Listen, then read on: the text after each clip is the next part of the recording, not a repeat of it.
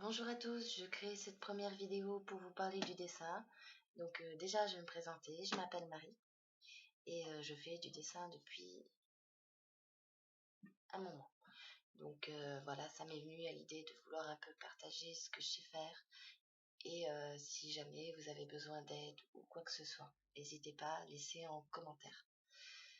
Donc voilà, je vais déjà vous parler des feuilles.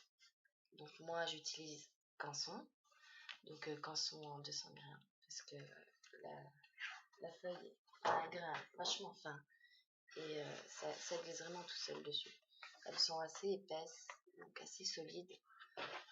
Et après, elles existent en format A3 ou A4. Donc maintenant, je vais vous parler des crayons.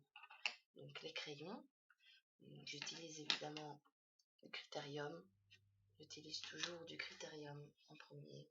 Donc des Critériums, j'en ai plusieurs qui sont rangés quelque part. Alors ensuite, j'utilise du crayon graphite. Donc celui-ci, c'est Faber-Castell. Donc ils existent en plusieurs marques. Donc nous avons aussi Derwent qui est pas mal.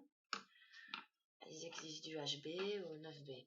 Tout dépend ce dont vous avez besoin. Donc ensuite, nous avons aussi la mine de plomb.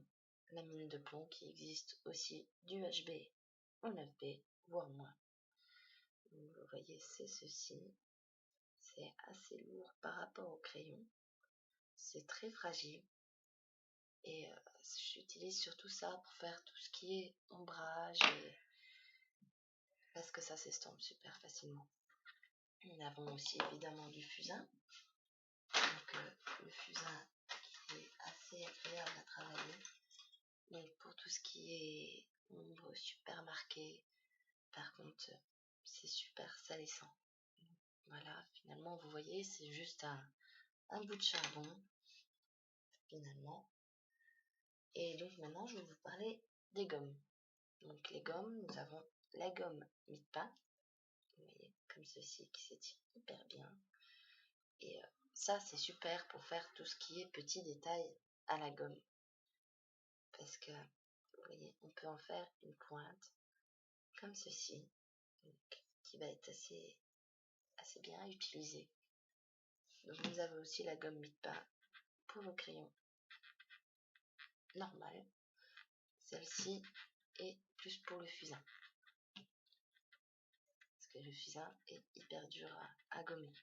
Donc, vous voyez, vous avez aussi la blanche comme ça. Tout dépend pourquoi vous l'utilisez. Bon, évidemment, j'utilise aussi des gommes normales, comme tout le monde. Donc, voilà, ceci. Donc voilà, ça va être tout pour le moment pour cette première vidéo. Et je vous en parlerai plus précisément durant mes autres vidéos. Voilà. Donc sur ce, je vous souhaite une bonne journée en attendant. Et à la prochaine!